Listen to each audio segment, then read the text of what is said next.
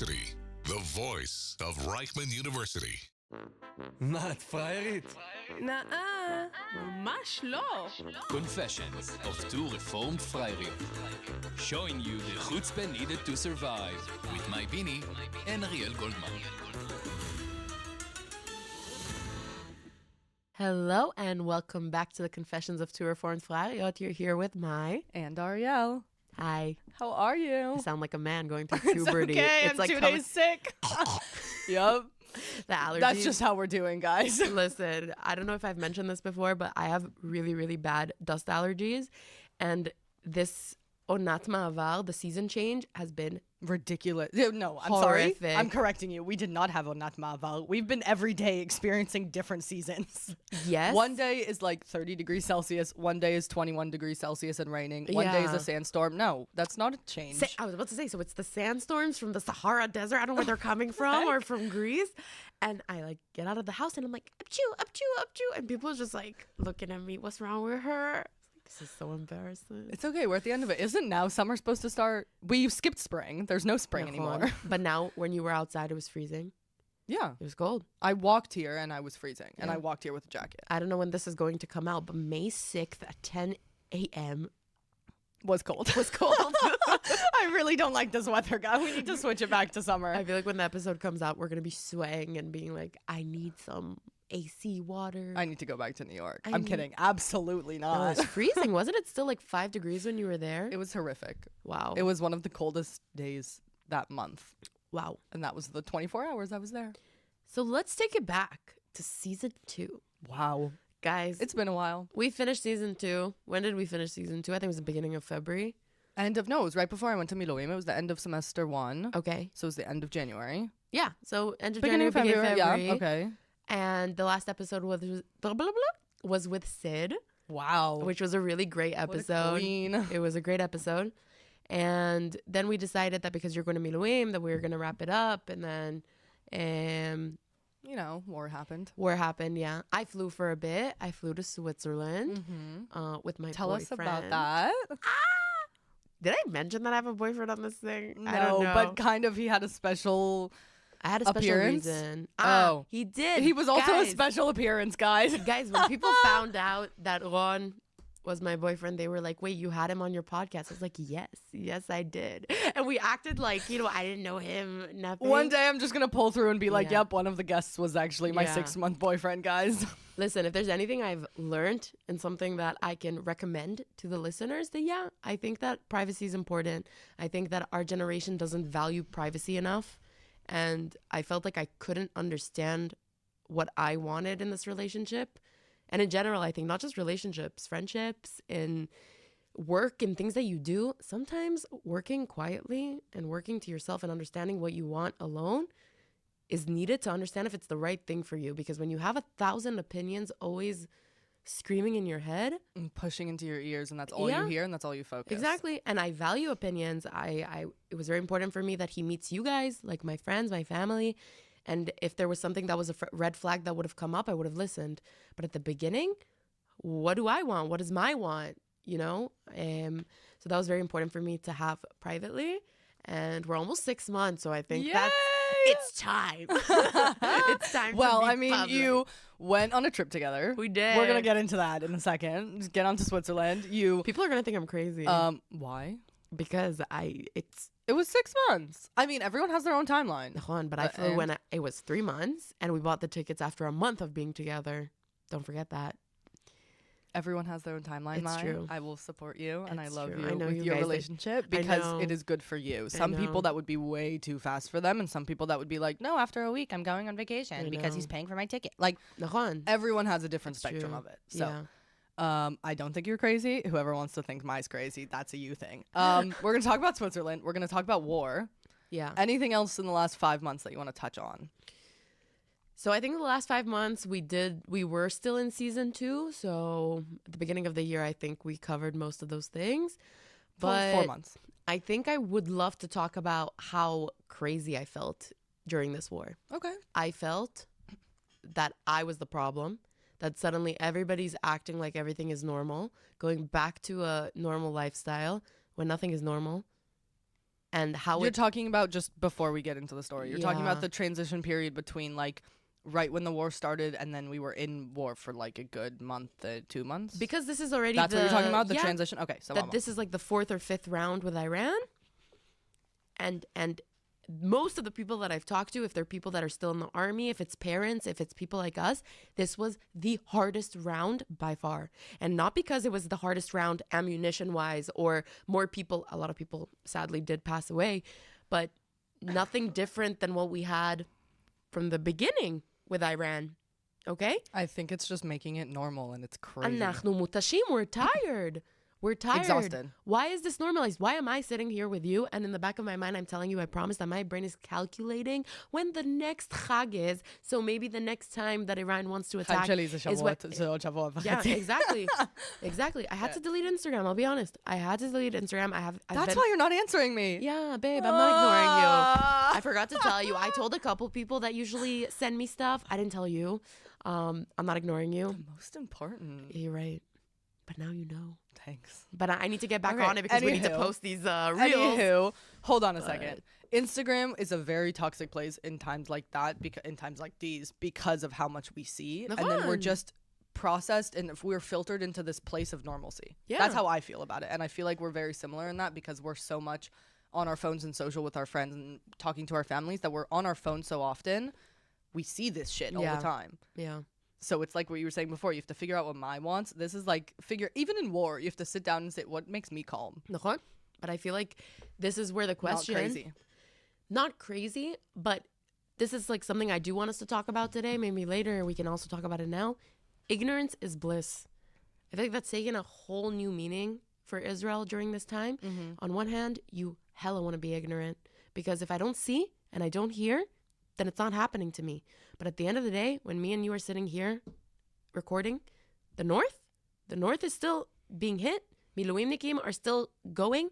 Parents are still not with their children. People are still displaced. Aval wala, if it's not happening to me and I'm not seeing it close to me, then it's not relevant. So ignorance is bliss. Okay. But then what about my mental health? What about how I'm feeling? And I feel like we're always in the cycle of like, at least for me, of this, I feel guilty. And then I'm like, why am I feeling guilty? But Israel is such a country that if one person feels it, then everybody Everyone feels it. And it's taken, in my opinion, the biggest mental toll on everyone. And everyone needs a therapist. I don't care if you're anti-therapy. Everyone needs a therapist during these times. No matter what age you are, if you live in this country. Yeah. And it's okay. Yeah. And of it's course, healthy. And 100%. And I recommend that if you're listening to this and you're even debating and you're unsure, check it out. There's so many free health apps. There's so many free psychologists that you can talk to. And it's so legitimate. It's like it's Especially in this country and especially through what we're going through. yeah. How do you feel about the whole ignorance thing? Because you were also abroad. So in the middle of the war, I have you were abroad. I have a little bit of a different perspective on it because for me, when I go back to America, it's not people that know what war is. Like the concept is just, it's just a word that they know. They know that in America, I don't know, hundreds of years ago, we had the Civil War, we had the Independence War, we had all of these things. Okay, but what does that mean to your people? What does that mean to America? Nothing. No one has, like here in Israel, we have such a shayachut la medina. I don't know how you say that. Belonging. Yeah, you feel so belonged here. You feel like you just שאת לא צריכה לטוס למקום אחר, and you're like, oh, I need to go on vacation because I don't belong here. No, I don't feel like I need to vacation all that much because I'm here all the time and I love it. And the fact that in America, there's no, I don't know what the opposite of belonging is, to be able to say, oh, I miss a place, I want to go fight for it. So many Israelis have that here. You don't understand that concept in America. People who go to the military in America, it's because they or don't want to go to university or don't know what they want to do. And or they have family that did it, their parents did it, their grandparents were in the military in the Civil War hundreds of years ago, and they're like, oh, I'm going to do it too.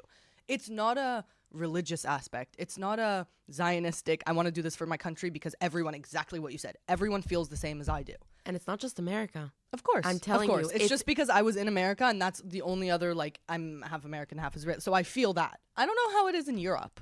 No. In my opinion, it's everywhere except Israel.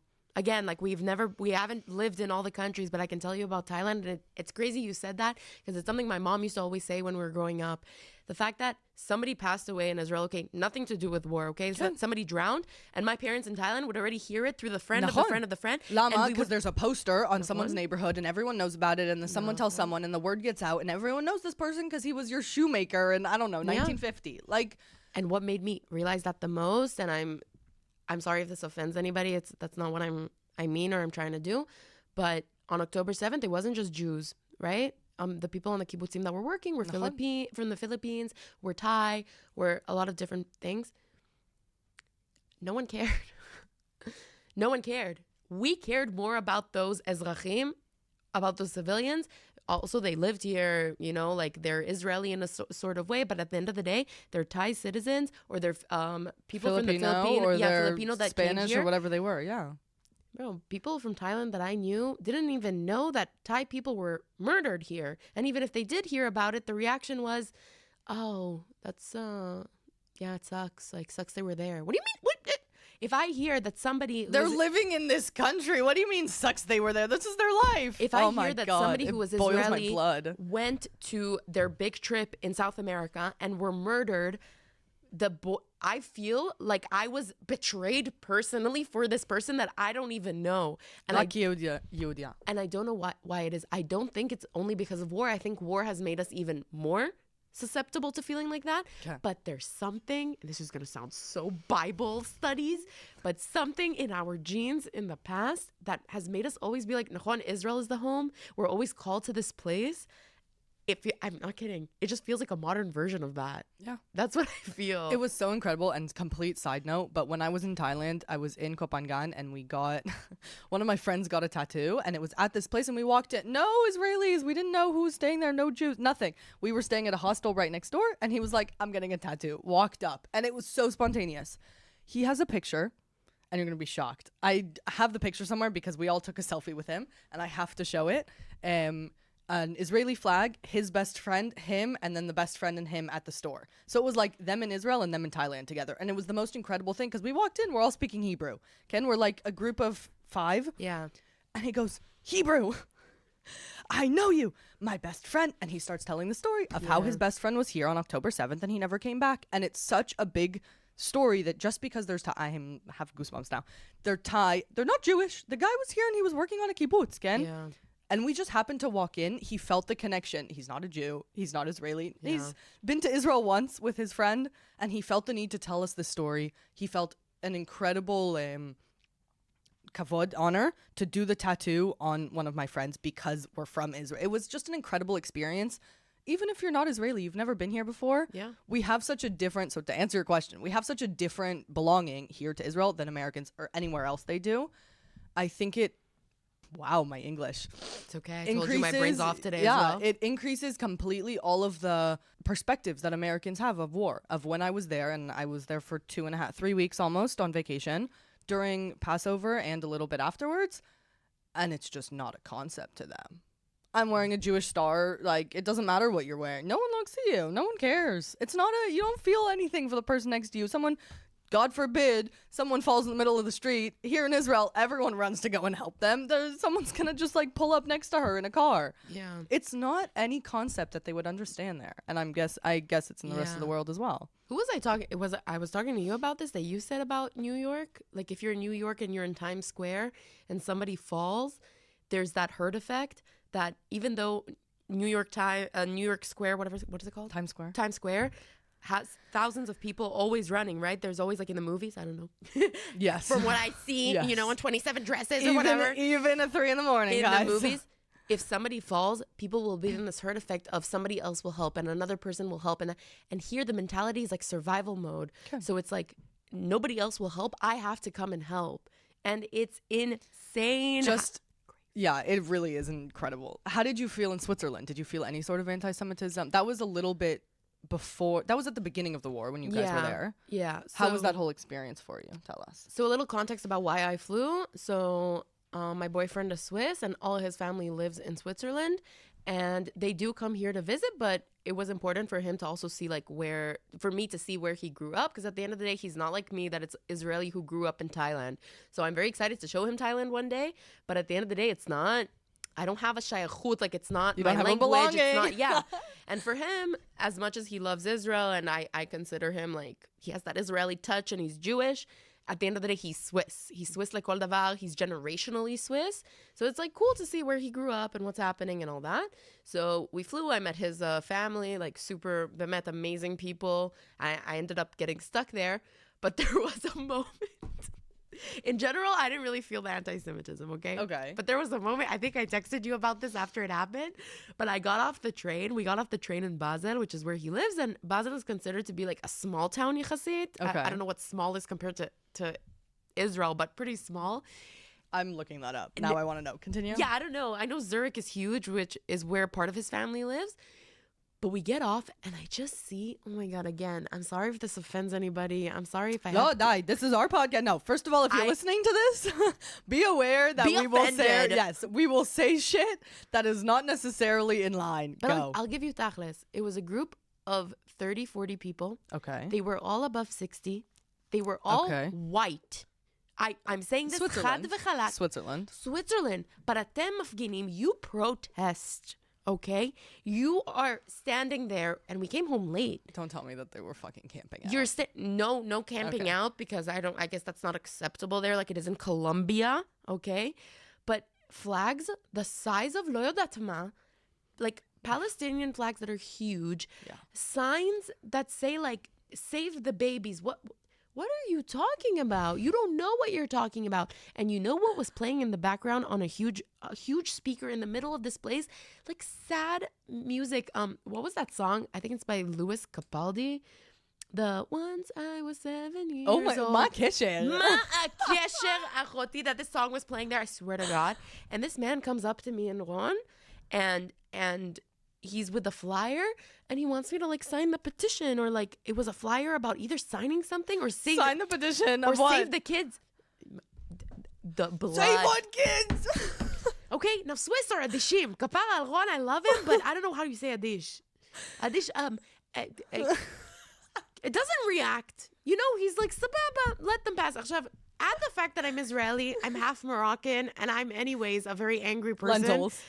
Lentils? No, not adashim. No! Add all those things together. No. I literally told the guy, I was like, what did I say? Fuck, I forgot. It was something. Apathetic? That's really Yes. not like... Yes. Like you when you don't have a appétit. Ken. Sababa. Being adish is being like apathetic to something. And I just told the guy, like, I literally pushed the flyer away, and I was just like, why the fuck do you think you can give this to me? Or like, fuck off. I would say I'm a Jew. or and I push it said away. something, and then Ron's like, we gotta go. Like, it's not gonna help. And if he wouldn't have stopped me, I swear to God, I would have opened an argument. And I know that argument at the end of the day would have been shavet latachat. It would have been, they don't listen, they don't care. So again, that's not Shavet atachat, guys. We're gonna need to retranslate all of the shit that You we now get said it. in Hebrew. something with butts. Shavet atachat. It wasn't worth the it butt. wasn't worth it. Even though my butt's worth a lot, but But it wasn't worth the whole fight. I understand what you're saying. Because they're so like yeah. So that wasn't too again, they don't think that being anti-Israel is being anti-Semitic. We can say otherwise Okay. from other things. And there was one thing. I got a new Apple Watch. Mazal tov, and titchachi, thank Jenny. you. And we went to the store. Me too. I also got. Oh, I remember the story, guys. And I wanted to get a VAT refund because I'm a tourist. And to get a VAT refund, What do you mean? You also in other countries can get VAT refund? you can only get a VAT refund if you're not a citizen of the country. So, for example, if me and you buy stuff in Israel and we live Israel, we can't get tourist refund because we're not tourists here. Yes, of course. But if you and me go to Europe and we buy we a can bunch get of shit, VAT refund. Yes. no way. Yes, you should definitely do this. But so if I couldn't even do it because the airport was 3-hour wait That I and I was remember. almost Okay. late to my flight. Yep. But doesn't matter. So she asked to see my pass. Like the lady was so nice, and Ron was speaking Swiss. At the Apple store, they At asked the you. Apple Okay. store. And Ron was speaking with her Swiss, so he was translating. So, you know, she was super nice to us. And I'm sorry, but let me paint you a picture. Curly hair, had colors in her hair, piercings everywhere, tattoos, hippie, hippie, dippy, dippy. Kania, her armpits were Vante. also purple. Okay. Sababa, just to give you context. Yeah. And And then Not okay, necessarily what I would expect in Switzerland, to be honest with you. yeah, but apparently And I've been. a lot of liberals. And then whatever. Okay. You get it, like California, Ken. whatever. I'm from there. I know. Yes, this one. And I pick the degem, everything's fine. She's like, give me your passport. And then I look at one, I'm like, was it? I don't have a choice. I have to give her. I have one And passport. he couldn't have? No, because I have to be the one that's giving it at the airport. It has to be shavet And to it's my also Teudat Zehut, and he Nahon. wasn't flying back with me. Nahon. Okay. She takes my passport. She looks at the front, looks at me, looks at the front, and then goes, I can't even explain to you the 180 in her demeanor. Ma akhbat lach. Ma akhbat lach. Why do you care? What does it matter where You I'm didn't care from? until now. You didn't care until now. And this is why I don't agree with the whole anti-Israel isn't anti-Jew, because you automatically saw Israel, which for you equated to the fact that Because the I'm front a of our Jew. passport said State of Israel. For that, equated to you that I'm a Jew, and that automatically burnt. And Ron, she didn't even know was a Jew because his family literally wears caps on the kippah. כדי לחסום את זה, כן. Yeah. They told me, I remember asking, I think I asked like his brother or his brother-in-law, and it was like, listen, it's not that people would probably beat us up, but yeah, we're worried. כאילו, צריך להיזהר. You need to be careful. Okay. So just when she saw my passport, She didn't even open it. Nothing, Kilo. just saw the front of it. And even Ron told me, and I'm a person who like, sometimes I over exaggerate, but he also told me, he was like, you could feel it. And she just looked at us, gave me the bag, and she was like, have a good day. Kacha. Again, I don't know Okay, if you and would say if- anti-Semitism, but in my opinion, yeah, I felt it was anti-Semitic. You felt uncomfortable. No, בסדר. You felt uncomfortable because of something that happened because you were Jewish. Yep. זהו, נקודה, bye. And I don't know if I would have, like, this is the test that we can do. Maybe we can do user testing. My UX brain is thinking now. Go for it. Let's do a user testing that a group of people who are Jewish and aren't Israelis go and say that and see how they get reacted to. And a group of Israelis that are Jewish also go and see how do they get reacted to. I'm telling you that both groups are going to be reacted to the exact same way. And that will just prove that it has nothing to do with the fact that you're Israeli. Because you could be American Jew, Swiss Jew, Italian Jew. And when people hear you're Jewish, it automatically make them think, so you're a sympathizer, right? So your people are colonizers, right? In my opinion. We can do that. But I would love to see that experiment Yeah. take place. anyway, so that was the anti-Semitic. Okay, or and then when non-Semitic, you were at the airport, you didn't get the VAT back because...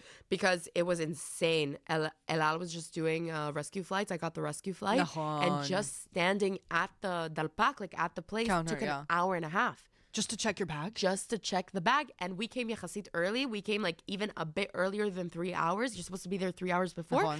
I told Luan, I was like, listen, I think there's going to be balagan. Let's go there a bit before. I didn't even have a ticket. They gave me a date. I got to the... נכון, אני זוכרת I got את to the זה. station. And they were She like, goes- now's your flight. She goes, so you don't have a seat number. I was like, listen, ma'am. I'm getting on the flight. I remember my phone call after that. I'm getting on the fucking flight. Ma'am, you better find something for me. And then she ended up finding something. So that was an hour and a half. And anyways, another hour takes in the security situation, right? When you're checking your bag, whatever. But classic El Al, obviously, we were the only like Dalpak with a bunch of security. You remember I told you? Oh, I have to tell you what But it happened was even to me. worse. Yeah. It was like even more like claustrophobic. Anyways, yeah. Um, And then I came back. Every airport that I was in, going through this whole process of going back to America and also coming back here, every single airport outside of the El Al counter, there was a giant, I didn't take a picture of it, but a giant ass truck. It looked like a military truck that we have here. Really? But in America! Like, it was ridiculous. I was so confused. This big black police truck sitting outside of the, like, you know when you pull up to the airport and you drop your bags here or outside, or you go in and you do it at the Dalpak? Yeah. Okay, there. Like, you can't even pull up and stand next to the El Al counter.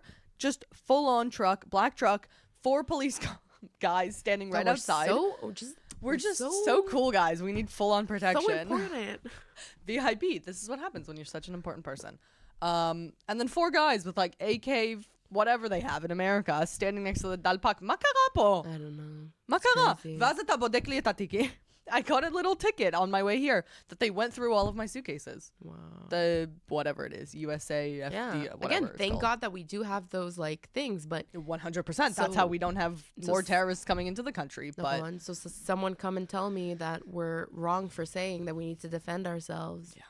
But Anyways. again, it's a whole blah, blah, blah, blah. Yes. So how was the whole experience coming back home after you were in Switzerland, kind of transitioning back to, because we talked a little bit about the beginning and like Yeah. January and February, how it was right at the beginning of the war, Yeah. and how we're switching back to Shigla. And now you went on vacation. I went on vacation. We were both in completely separate places. We both came back different times, but we both came back, and then we went back to Shigla again. Yeah. So I came back when the war was just still like at the beginning of it.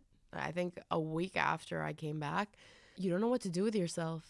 I felt that a lot of my friends started jobs already, or people that were with like in university with us also managed to escape or leave. I didn't know what to do with myself. Honestly, like a lot of the days were just being home and feeling, like I told you, like feeling stupid and being like, why am I doing nothing? Why am I feeling so unimportant? And it's a big thing. It's a big thing to feel like that, because if you don't talk to people around you, and only when I started going to see friends after a couple days and starting to talk to people, I realized it doesn't matter if you're working, if you're a parent, if you have the most hectic lifestyle during the war. I feel like everybody felt empty, felt angry. People were on edge. Like everyone was on on edge. edge, not sleeping, Oh my God. not It eating was properly. horrific. Of course, because you don't sleep well, and then you get up in the middle of Yeah. the day and you don't have your right eating routine. But my friends had to go to work. My friends weren't sleeping at night. We're Going to waking work at up 8 a.m. and going to work at 8 a.m. People were trying to bring, there was that whole thing where the country was trying to bring parents back to work, but kids couldn't go to school. So parents were also on I don't know edge. how long that lasted, but that was horrific. That was a while. Like, again, I don't have that many friends that are parents. Like, we're not at that age range yet, but I do have family and stuff. And I want to blame the country. I want to be like, you need to work better. But the country's also at this point where the leaders suck. Sorry.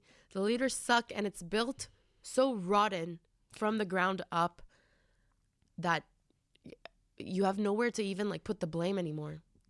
It feels stupid to blame at this point. There's elections. I'm sorry, I'm blaming fucking Iran, Ifshal. Yes, you Thank can. you. You can always blame them. They're nice to blame. That nice to blame. No, there's a fucking reason we're in this shit. Yeah. And then my boyfriend didn't fly back with me because he had to be Uh-huh. there with his family. My parents' tickets got canceled. They were supposed to come. And it just felt like I was being, like somebody took a hand and was putting it on my throat. And if the war wasn't going to kill me physically, then mentally it was going to like take out my light. Like that's how Okay. it felt. But you have to try keeping optimistic. And Of I try to do the course. little things. Yeah. We went back to the gym, guys. We We went back on our tried. walks. Yes. Tried. And how are you now that we've come back to campus and you're seeing people, and it's like, for me, Yeah. that is a weird concept, Ken. Yeah. I'm used to seeing like the 5 or 6 friends that I know of during war. I stayed at one of my friends' houses. I'm used to seeing her and like my parents on video call and a few other friends. Yeah. I mean, we were just outside. You saw how empty it was. It's crazy. It's so empty. In my 3 years that I've been here, and I started when the war started. So I've been Nachon. through every war during school. It's never, ever, nishbat achariel, we can do a seker, has never been this empty. And that just goes to show you how difficult this round was and how lasting the effect I have is. goosebumps. Can I just add to the part that I don't think it's only the people are missing. I think it's we've lost so many people, and so many people Literally. at Reichman too. כן. Yeah. Like בקטע של Lost, yeah. נהרגו או נרצחו, ופשוט הם לא they're not here on campus, so we can feel that too. Like we were saying before, we feel everything as a Jew, as an Israeli. You feel everything when you're here. Yeah. You're in a campus, we're all basically the same age, Ken. We're all in the same age range. We've all basically been through the same stuff for the most part. You can feel when there's someone chaser. Yeah. 100%. So I feel like it's not only the physical person, it's also all of the people that in the last 3 years, you've done your degree for 3 years. You're about to finish. Yeah. You started it, like you just said, right before. No, it was right after the 7th. They started a few weeks late. So school was supposed to start October 15th, orientation week, because I was supposed to start orientation October 7th.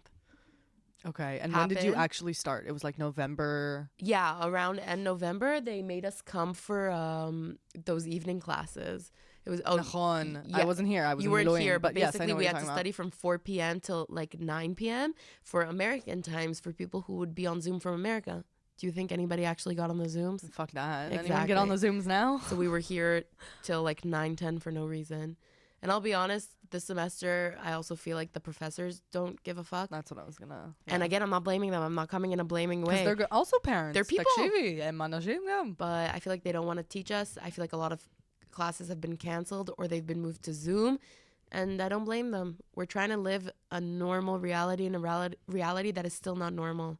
Do with that as you please. But Wow, that's the title. Normalcy is such an interesting concept here. again, Because there's no such thing as normal.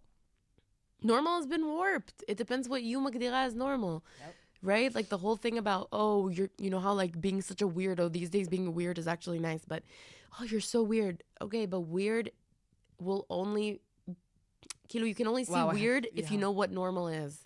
Yeah. What is normal? Me, Gdil, what's normal? I have a really good friend that described a few weeks ago, we were at her bachelorette party and we were talking about people that we were in high school and middle school with and like how people have changed because she's getting married and all of these like different life changes. And she said there was this girl in her middle school class that would dress weird. And we were talking about exactly this conversation. The difference between what back then, a few years ago was 25 years ago, what was weird, considered weird, and you dressed weird, which meant a skirt. This girl had like red hair like I did, but she had dyed it, and she was wearing stripes and a skirt. And that was weird then, because what would we wear when we were in middle school? Like jeans, and you would try and be cool. And now normal and weird are two different concepts. Here, our normal, exactly what you said, completely warped. Because when you go to America, their normal is complete fake face. Like, it's shocking to me. That's not normal for me. When you go to Thailand, everyone has their different concept of normal, and it's just incredible to be here in this country and feel it in a different way. Yeah. So it's crazy that normal can start with whether your hair is normal or whether clothes, anything. The reality that you're living in, if we're going to go philosophical, the reality that you're living in is the normal Quantum reality. physics. Let's go into it. But it's crazy. It really is. Yeah. And how do you feel for now that you're finishing the semester and finishing the degree? I asked you, I think, last time when we were finishing last season. Yeah. But now that we're starting the new season, we're ending the semester. Yeah. Both of us are ending the semester. We're both moving. Nahon. Amen. Amen. Hopefully finding a good apartment. How are you feeling about that? I'm excited. Again, like a big part of my brain is a little nervous about the whole situation, about like if things are gonna specify, because we've talked about a lot of situations about here. like the war coming back. Okay. Like that we're still living in the war again. People in the north are still dealing with this reality, but for us to deal with it again in the Milkaz, it's a little different. Because I'm only starting to get my spark back now. I'm starting to get excited about things I'm doing, things that I'm creating, and I'm very scared that this spark is going to die down again. So that's a very scary thing. But I'm excited to finish the degree. I'm excited for what's next. I'm so proud of you. I'm excited to like come back here with you because you have another year. So we hope we'll be on for 5, 6, 7 seasons. And let's see where this goes. Yeah, worst case, we'll open a podcasting at home if we can't use it here. But to come back here, not as a student, and to give like another perspective, I'm excited about. I cannot wait to hear. Are you kidding me? That's going to be incredible. And yeah, I'm excited where life takes you. Like, my big sister Tel Aviv guide. Are you kidding? It feels like 6 months ago, looking back, my life was so different. So I'm excited to see in the best way possible, no bad things, just good things, what the next 6 months is going to give and what's going to bring. 6 months from now, we're in November. That's when I flew to Poland. So that's what I'm saying. I think since that Poland trip. Going to be, I'm telling you right now, that's going to be after my orientation week of being a Lakezit. We're going to see what episode Maya and I put out and see what happens next. Yeah. I feel like most of the updates I'm going to be hearing is through here. It's going to be like, why? I'm going to have incredible updates. You're going to tell me some incredible things from Tel Aviv and your new jobs. You're going to be in Tel Aviv with me. And okay. Well, let's see. What? I hope so. Wait, what? I hope I'm down the street from you, not like on the other side of Tel Aviv. Ah, okay, but we're still in the same city. Yes. Where are you going? Nowhere. You're gonna just be the big girl job. You're in the big girl job. Amen. And I'm still in school. I need that moolah. Yes. Amazing. Okay. Anything else to share? I want to hear, if you're okay with talking about it, the fact that to get out of this country, you had to go through another country that we're not even allowed to go through. I think that's a good ending thing. I think a lot of people can I think it'll be a good identify, guys. Let's see if you identify with this story. I swear to God, so many more people than I thought would actually have to go through what you shout went out to through. Shirley. Yeah, shout out to Shirley. She really I'm so serious. She really saved me when I was in London. The fact that you sent both of us a message and you said you're in the same situation. What are the go talk." chances? What are the chances? Okay, It was and the crazy. chances that I met her. When was the Shabbat dinner that you did? I don't know, A week before that? No, Really? it couldn't have been. It couldn't have been that far. couple before. weeks, Again, yeah, No. max. It A was week. maybe a week or two before that because I had just seen her. Nachon. Okay. Okay. So to explain a little bit in the last few minutes of that we have, I decided I wanted to go visit my family in Arizona for Pesach. And because we have off of school, because I had a few days of Zoom, like there were all of these things that already the war had started. And I was just like, screw this. I'm not in Middlewim anymore. I'm going. That's a conversation for a different episode. Every single flight that I had booked months ago because I knew that I was going to go for Pesach, got canceled. El Al, everything. Got canceled, war. They always do this. Okay. And then they do rescue flights. We know exactly like Mai said, we know what the whole trajectory is because we've been through this before. But this was one of the worst cases of Iran, of our war with Iran, because no one knew when it was going to happen and how long it was going to be. Yeah. So I just said, okay, fuck this. I'm going. We're going to see what's going to happen.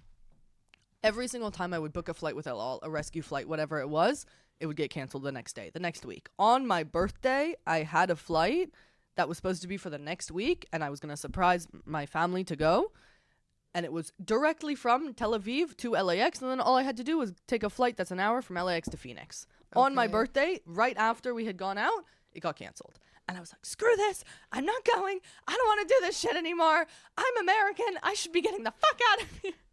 I went on this whole rampage. I talked to one of my friends, and he goes, just go through the embassy. I don't know what your problem is.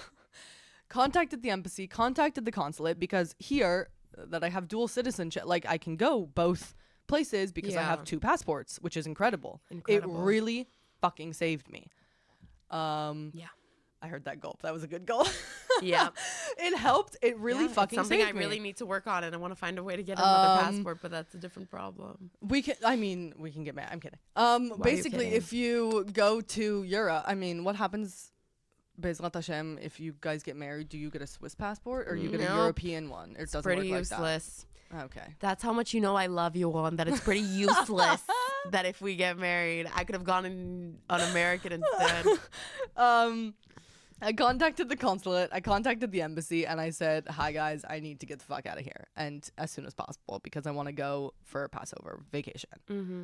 I heard a few people, and it was very random, of going through Egypt, going through Jordan, going through Cyprus. Oh, one of our friends, shout out Menachem, that told me to get on a fucking boat to Cyprus. Mendel. Absolutely not. Okay, I will do cruise ships. I will not do a tiny ass boat unless I am in Thailand And on it's the for islands. hours. Yes, Hours. it's like a 5-hour job. I'm not doing that. So I said anything on land or in the air because I trust pilots. In the end of the day, I went through Jordan. I went on Sunday morning, whatever it was. It was like a few days before It was Passover Sunday started. morning, I remember. I got from, good thing I live in Herzliya and the bus was leaving from Herzliya, from the Ritz-Carlton or the Dana Lo Zocheret. Everyone got there. We were 2 full buses. I was not by myself, which was so incredible, because if I would have done that by myself, I don't think I would have done that by myself. I got on the bus with 65 other people, a Jordanian bus driver on both of the buses. In the front of us was a black car, in the back of us was a black car, and it had an American consulate member and an Israeli, whatever he was, from the army probably. We did the whole drive. They told us we're leaving at 10 in the morning. The second it turned 10 o'clock, we left. 10 in the morning, and we're getting there at 3. We're getting to Jordan, to the airport at 3. That's what they told us. 5 hours. Bullshit. Bull crap. We got there at 8 p.m. It was horrific, but at least I got out. That was like my deep breath. I'm not really taking a deep breath until I get on the flight from London to Phoenix, Wow. because that's what I was saving my breath for. Good thing I knew Shirley was on her way somehow. She got stuck in the south. I was in the north of Jordan, I went the northern way instead of going all the way to Eilat and all the way down, because I was not going to do that. We went through the border. I can talk about this at a different point, but so many different characters. It was absolutely incredible to just meet other people. And I'm still friends. I went yesterday to coffee with a friend that I met on the bus. We sat on the bus. We sat on the plane together because I said, I am not leaving you until we get to America. I don't care what happened. I'm not scared of Israel. I would rather be in Israel than in America. But I'm scared of the fact that we're going through Jordan. Ken, I was in the army. Yeah, it's known to us that there's 30 countries in the world that we can't even breathe next to. So, thank God I had 2 passports so I could do this. This was only available for American citizens because the embassy is escorting you.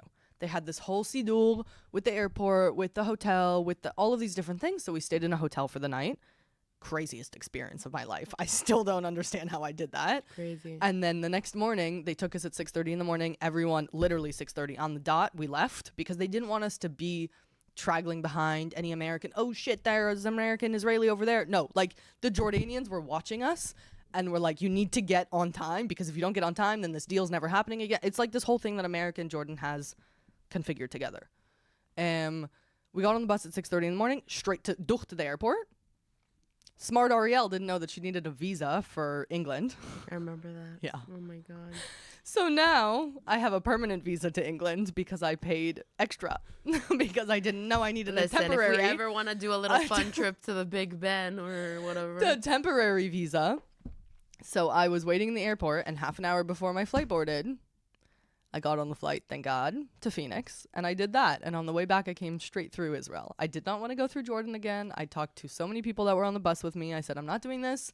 We're taking direct flights from America back to Israel. If I need to land in Cyprus, I'm going to get stuck there. We didn't know when LL was going to start again. Of course. We didn't know when Archaea was going to start again, Ken.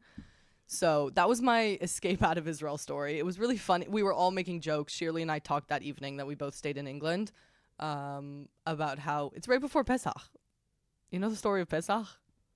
Is all of us like going through Egypt? That's what I'm saying. History and all of us, keeps it was crazy. The concept, like the fact that we're in our 20s, we experienced war. We experienced a global pandemic. Yeah, we forget that part. I forget that part. I forget it all the time. And we experienced going through different countries that we're not supposed to be going through. Yeah. Just because we have peace with them. Oh, but actually, this is what your ancestor just did 200, 300, 500 years ago. What? So that was my Pesach story. It was quite an adventure, for sure. I'm very glad that I came back, and I'm very glad that we started our semester now. You get to finish your 3rd year. Yeah. I get to finish my 2nd year, which is crazy. It went by so quickly. I think I just keep doing Miluim, and they just like keep going by. But I'm really excited for the summer. Me too. Both of us have great things coming ahead. Yeah, we need a tan. Well, that too. Well, we're going to be in Tel Aviv. I want you to see me in like episode 5, and you're going to be like, damn, she glowing. I'm like, yeah. Yes, I am. And yeah, I think the season is going to be interesting. We have really good guests coming, guys. Yes, very. We're taking this to be a bit more serious. We want to bring people that are Olim or were lone soldiers and have made an impact. So we were able to do that in season 2, but in season 3, we want to take that to the next level. So obviously, if you guys have anybody that you know or can think of, you can reach out to us personally or on the Instagram or all the platforms that we usually talk about. We got to check those comments, dude, because by the way, I looked the other day. So people have been commenting? We have comments and we have 5 stars. Oh, wow. Okay, well, check out your comments. We got to look because if people wrote us anything about who to bring on for season 3. Yeah, we've been a bit busy. We got a lot of compliments on last season guests, though. Yes, we're very happy that you guys were able to find them and be exposed to these people because of our platform, and that's amazing. That's all we wanted for this whole concept. So I'm so glad that we did it. Yeah, that's it. I'm glad we're back. I'm glad we're rolling. We did it. Episode 1.